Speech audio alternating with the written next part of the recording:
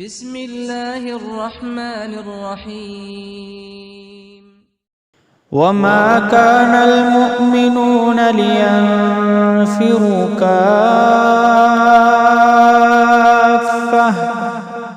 فلولا نفر من كل فرقة منهم طائفة ليتفقهوا في الدين وَلِيُنذِرُوا قَوْمَهُمْ إِذَا رَجَعُوا إِلَيْهِمْ لَعَلَّهُمْ يَحْذَرُونَ۔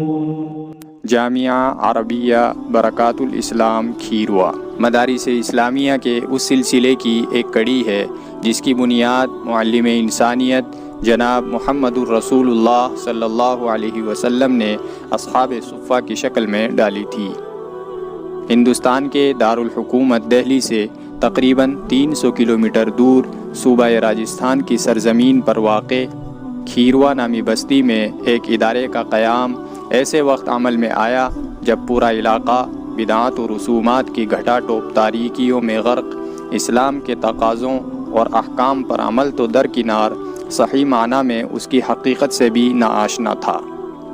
ادارے کی تقریباً 20 سالہ بامعنی اور مخلصانہ خدمات نے طالبان علوم نبوت کی توجہ اپنی طرف مبذول کرا لی۔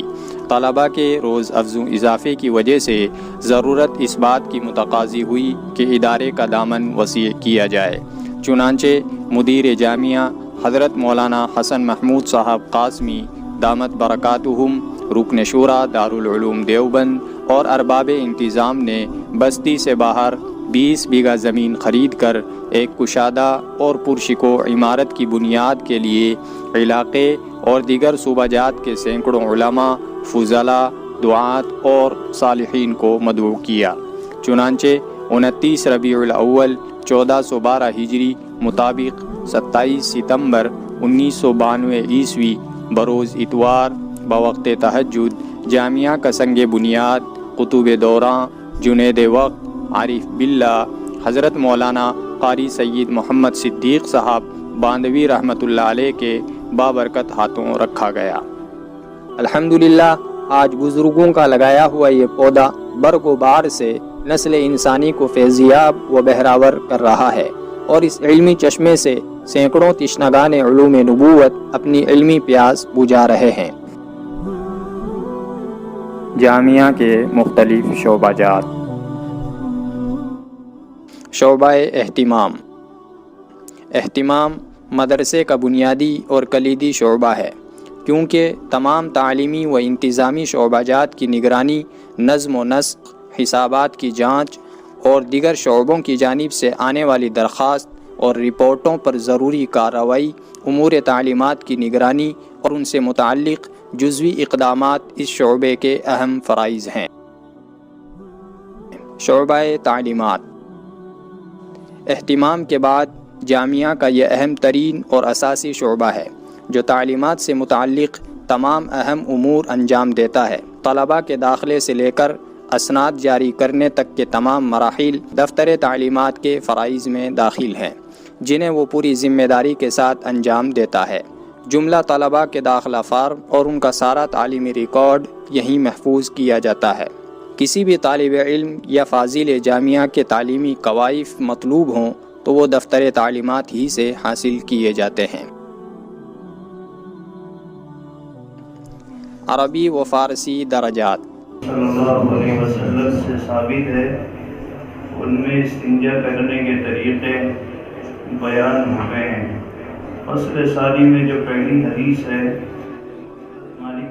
انس بن مالک رضی اللہ تعالیٰ عنہ کی روایت ہے، رسول خدا صلی اللہ علیہ وسلم اس شعبے میں یک سالہ فارسی نصاب کے ساتھ ساتھ سال اول سے لے کر مشکات شریف تک کی تعلیم بڑی توجہ اور اہتمام کے ساتھ ہوتی ہے۔ درس نظامی کے اس نصاب میں دارالعلوم دیوبند کے نصاب تعلیم کی رعایت کے ساتھ وقت کے تقاضوں کے تحت ابتدائی درجات میں انگریزی وغیرہ بھی ایک لازمی مضمون کی حیثیت سے داخل نصاب ہیں۔ شعبہ تحفیظ القرآن۔ قرآن کریم دین اسلام کی اساس ہے۔ جامعہ ہاذا میں قرآن مجید ناظرہ و حفظ کی تعلیم کا اعلیٰ پیمانے پر انتظام کیا گیا ہے۔ جامعہ کا یہ شعبہ فی الحال 15 درجات پر مشتمل ہے۔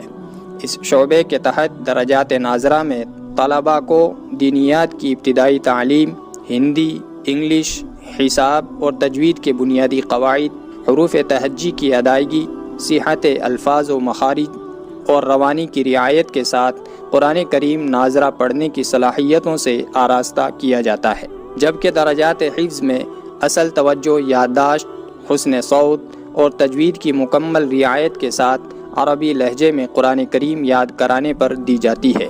اس کے علاوہ طلباء کے اندر اردو پڑھنے اور لکھنے اور بقدر ضرورت دینی مسائل سے واقفیت پیدا کرانے پر دھیان دیا جاتا ہے، جس کے لیے ممتاز اور ماہر اساتذہ کرام شب و روز کوشاں رہتے ہیں۔ یوفون بالنذر ویخافون یوما کان شرہ مستطیرا ویطعمون الطعام علی حبہ مسکینا ویتیما واسیرا انما نطعمکم لوجہ اللہ لا نرید منکم جزاء ولا شکورا۔ مکاتب بستی کے مختلف محلوں اور قرب و جوار کی آبادیوں میں اسکول، کالج میں پڑھنے والے طلباء و طالبات کو بنیادی عقائد و مسائل سے روشناس کرانے کے لیے تقریباً 20 سے زائد مکاتب دینیہ قائم کیے گئے ہیں، جن کی دیکھ بھال اور سرپرستی کے فرائض جامعہ کی انتظامیہ ہی انجام دے رہی ہے۔ شعبہ تجوید و قرات۔ وقال لهم خزنتها سلام عليكم طبتم فادخلوها خالدين۔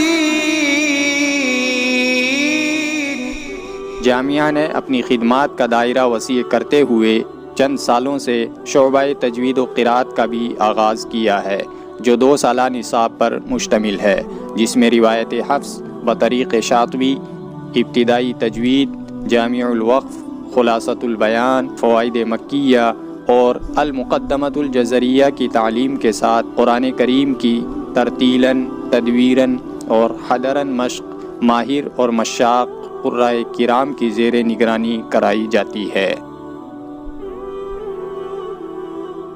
شعبہ دارالافتاء۔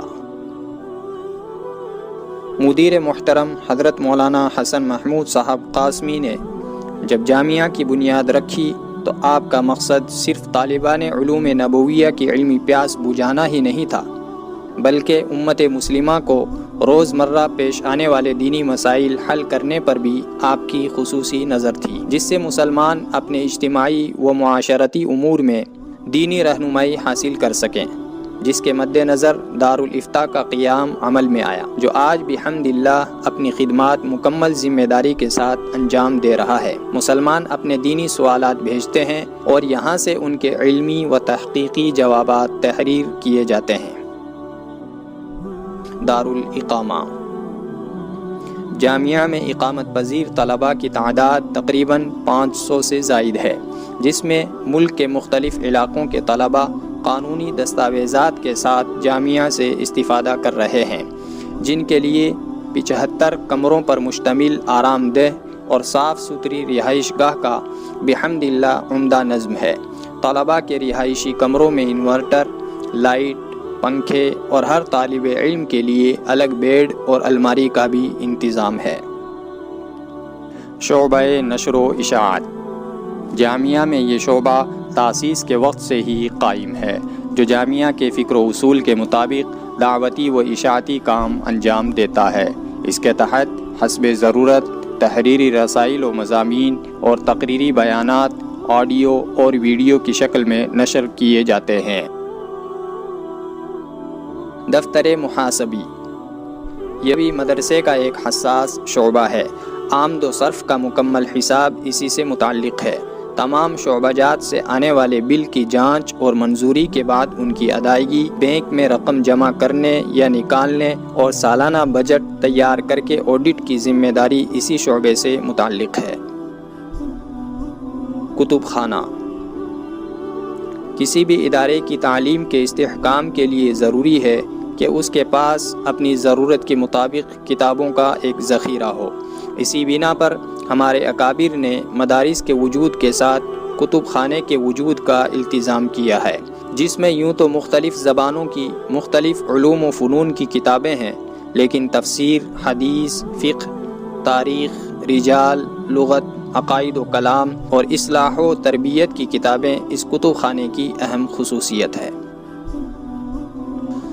انجمن طلبہ میں تقریر و تحریر کی مشق، بیان و خطابت اور انشاء پردازی و مضمون نگاری کی صلاحیت پیدا کرنے کے لیے جامعہ اردو کے ساتھ عربی زبان میں بھی کتابت و خطابت کی مشق و تمرین پر خصوصی توجہ دیتا ہے، جس کے لیے ہر جمعرات کو بعد نماز مغرب مختلف حلقوں میں انجمن کا انعقاد کیا جاتا ہے، جس میں طلباء بڑے شوق و ذوق اور جذبے کے ساتھ شرکت کرتے ہیں۔ مسجد صفیہ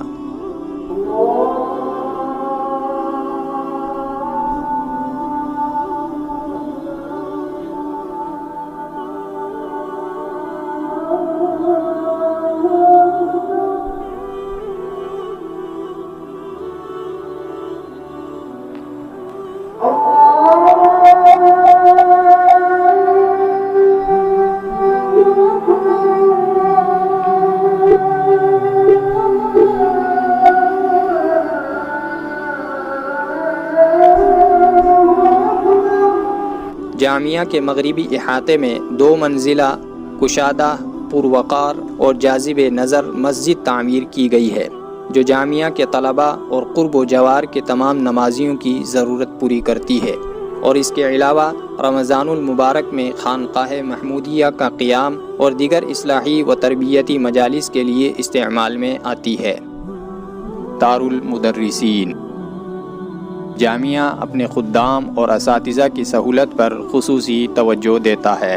اس کے پیش نظر جامعہ کے شمالی علاقے میں 20 فیملی کوارٹر تعمیر کیے گئے ہیں، جن میں انسان کی پرسکون زندگی کے لیے تمام ضروری سہولیات مہیا ہیں۔ باغبانی بحمد اللہ جامعہ تقریباً 20 بیگھہ اراضی پر واقع ہے۔ اس کی فضا کو دلکش، تعلیمی مقصد کے لیے پرسکون اور صحت کے لیے مفید بنانے کی خاطر اس میں خوبصورتی کے ساتھ سبزہ زاری کی گئی ہے۔ ہر دارالاقامے کے اندر و باہر اور درسگاہوں کے سامنے خوبصورت باغیچے موجود ہیں۔ اس کے علاوہ مناسب جگہوں پر پھلدار درخت لگائے گئے ہیں، جو منظر کو دلکش بنانے کے ساتھ ساتھ پھل بھی مہیا کرتے ہیں۔